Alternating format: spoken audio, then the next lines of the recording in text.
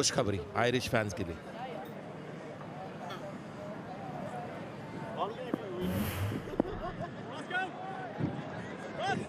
जी हाँ, इसीलिए तो इस चीज़ पे तवज्जो सबसे ज़्यादा दिया जाता है कि पहला मैच जब आप किसी श्रृंखला का खेलते हैं वहाँ आपकी टीम बिल्कुल सही उतरनी बहुत ज़रूरी है, क्योंकि अब तो ये 2 मैचों की ही श्रृंखला है। अब आज के बाद आप परसों के मैच में बदलाव करेंगे तो क्या करेंगे? कर ही नहीं सकते, क्योंकि आपको तो इन्हीं खिलाड़ियों को एक बार फिर मौका देना पड़ेगा। नहीं तो 2 गलतियां कभी भी एक चीज़ को सही थोड़ी करती हैं। और ये ना भूले, भारतीय T20 टीम का जो रिकॉर्ड रहा है पिछले 3 सालों में, इतना बढ़िया रिकॉर्ड रहा है कि एक भी सीरीज 3 सालों में हारी नहीं, उसमें 2 वर्ल्ड कप भी जीते हैं।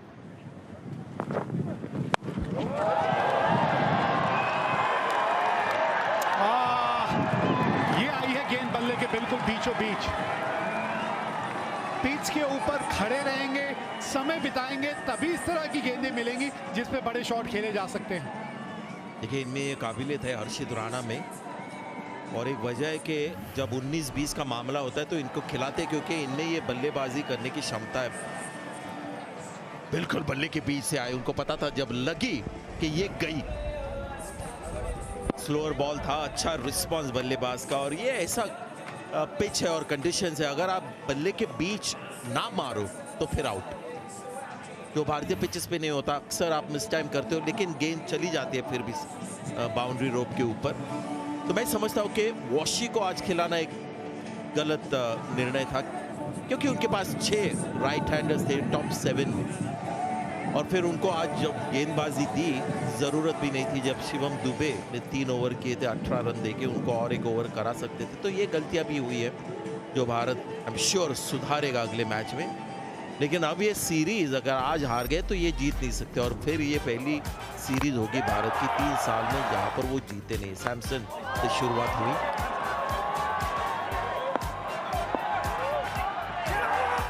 आज कैचिंग देखिए कितनी बढ़िया रही आयरलैंड के खिलाड़ियों की। वही कभी कहीं ना कहीं भारतीय टीम ने जो है महसूस की होगी जब कैचेस आपने इतने ज़्यादा छोड़े, लेकिन आयरलैंड के खिलाड़ियों की यहाँ दाद देनी होगी कि जब भी मौका मिला उस मौके को भुनाया।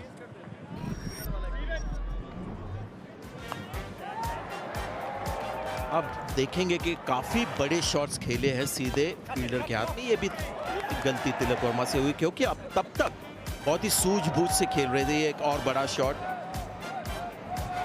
बाउंड्री के 20 मीटर अंदर, शिवम दुबे ने स्पार्क दिखाया, वो भी आउट हुए। उसके बाद अक्षर पटेल का हम शॉट देखेंगे जो उन्होंने मारा, बड़ा शॉट, वो भी बाउंड्री पार नहीं हुआ। तो बहुत कम ऐसे बड़े शॉट्स हैं जो बाउंड्री के पार हो गए। शिवम दुबे ने किए थे, उसके बाद वो आउट हो गए।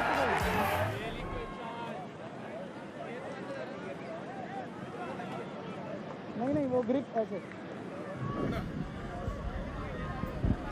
बीच बीच में ये भी देखने को मिलेगी सीम अप डिलीवरी, नहीं तो कई बार तो कटर्स पे चले जाते हैं, लेकिन बीच बीच में एक रफ्तार वाली अतिरिक्त उछाल वाली गेंदबाजी भी देखने को मिलनी चाहिए, खास तौर पे निचले क्रम के बल्लेबाजों के विरुद्ध।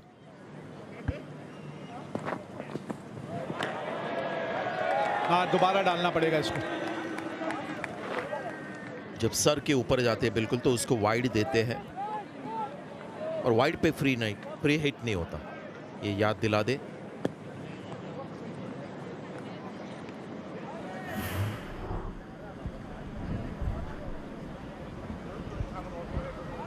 हम ये भी आदी हो गए कि इम्पैक्ट सब की वजह से हर टीम के पास एक एक्स्ट्रा बल्लेबाज होता है, जिसकी वजह से 8 हमने कभी कभी प्योर बल्लेबाज देखे आईपीएल में खेलते हुए। आज वो स्थिति है नहीं, 5 के बाद खत्म।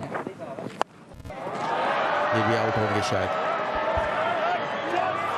जी हाँ, बिल्कुल छोड़ दिया कैच इन्होंने इस बार। लग यही रहा था कि एक और यहाँ पे सफलता मिलने वाली है, लेकिन लगता है हमारी नजर लग गई, क्योंकि अभी हम फील्डिंग की तारीफ कर रहे थे। 147 पे 8।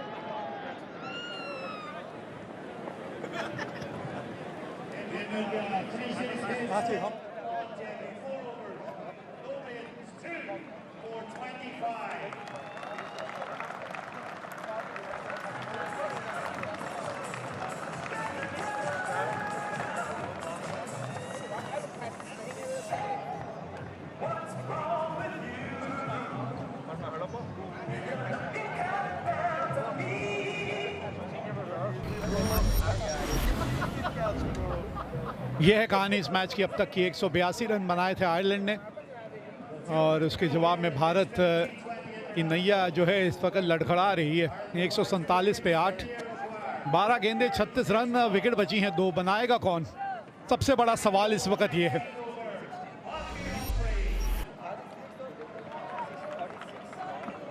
शायद मैच का रुख अब बदल सकता है क्योंकि कैच ड्रॉप किया आयरलैंड ने और मुझे लगता है वो जो एरिया ग्राउंड पे वो बर्म्यूडा ट्रायंगल की तरह है, वहां पर कैचेस गिर जाते हैं, कोई पकड़ता नहीं। वहां पर ही शिवम दुबे ने कोशिश की थी, अभिषेक शर्मा का कैच छूटा था जब उन्होंने कैच पकड़ने की कोशिश की थी, उनके बल्लेबाजी पर नहीं।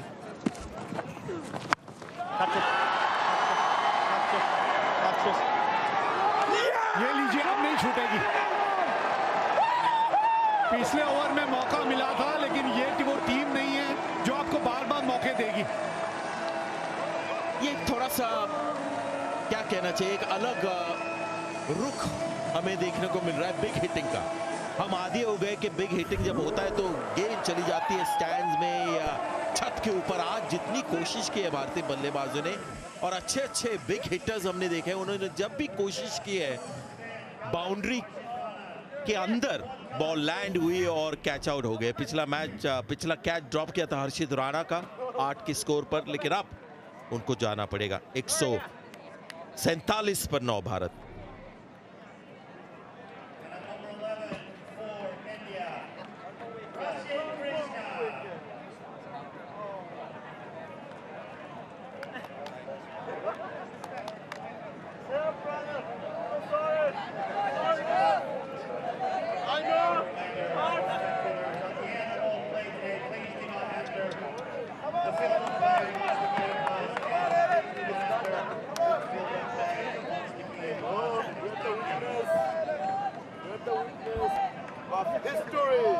प्रसिद्ध कृष्णा आ गए हैं बल्लेबाजी करने और अभी 18.1 ओवर का ही खेल हुआ है। मतलब ये भी हो सकता है कि आप 20 ओवर भी ना खेलें। लगता है विवेक वैसे ही होगा क्योंकि भारत को कोई चॉइस नहीं है, उनको ट्राई करते रहना चाहिए। ऐसे नहीं कि 20 ओवर खेलो और टारगेट की तरफ जाने की कोशिश ही ना करो।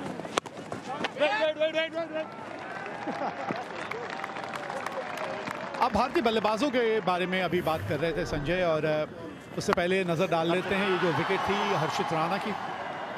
बल्ले के बीच में गेंद लगी नहीं और बल्लेबाजों ने भी ये समझने की कोशिश नहीं की कि क्या कुछ बदला है, क्या माहौल बदल गया है, गेंदबाज बदल गए हैं, क्या पिच के तेवर कुछ अलग किस्म के, उसका स्वभाव क्या है।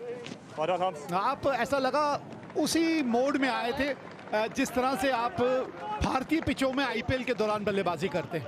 और ये पिच जो है ना, यहाँ थोड़ा सा समझदारी से, थोड़ा सा अकल लगा के यहाँ बल्लेबाजी करनी जरूरी है। बहुत सारे लोग जो मैच देख रहे हैं सोचते होंगे भारतीय फैंस की यहाँ पर क्यों नहीं लग रही, बड़ी हिट क्यों नहीं लग रही। नहीं, क्योंकि पिच अलग किस्म की है ना संजय। यहाँ अलग किस किस्म से के थोड़ा सा बड़े ग्रिप कर रहा है गेंद पिच के ऊपर और कटर्स का अच्छा इस्तेमाल किया है। स्पिनर्स ने भी देखे जब उन्होंने गेंदबाजी की है, किस लाइन पे, किस लेंथ पे गेंदबाजी की है। और ये इतनी घास की जब परत होती है ना पिच के ऊपर, इतनी ज्यादा जब परत होती है ना, और जो कटर्स पे जाता है गेंदबाज, वो गेंद फंस के रुक के आता है, थोड़ा सा रुक के आता है, थोड़ा अतिरिक्त चढ़ता भी है ऊपर, इसलिए बल्ले के बीच में आके गेंद नहीं लगती। तो ऐसे पिचेस के ऊपर जो हमारा टारगेट स्कोर होता है उसको इमीडिएटली आपको थोड़ा नीचे लाना पड़ता है अपने दिमाग में। चलिए, ऊपर ही गई है गेंद और पहली बार आयरलैंड ने भारत को हरा दिया T20 अंतरराष्ट्रीय मैच में और एक नया इतिहास रच दिया है यहाँ आयरलैंड की टीम ने। देखिए 12 बार खेली है आयरलैंड भारत के खिलाफ और एक बार भी जीत नहीं पाई है। एक बार नो रिजल्ट का मामला था, लेकिन ये पहली जीत। और देखिए भारत के लिए एक झटका इस वजह से है क्योंकि इतनी खूबसूरत T20 क्रिकेट भारत खेल रही पिछले 3 सालों में। जैसा मैंने कहा, एक भी सीरीज 3 सालों में हारी नहीं है भारत और ये सीरीज शायद लेवल हो सकती है, यानी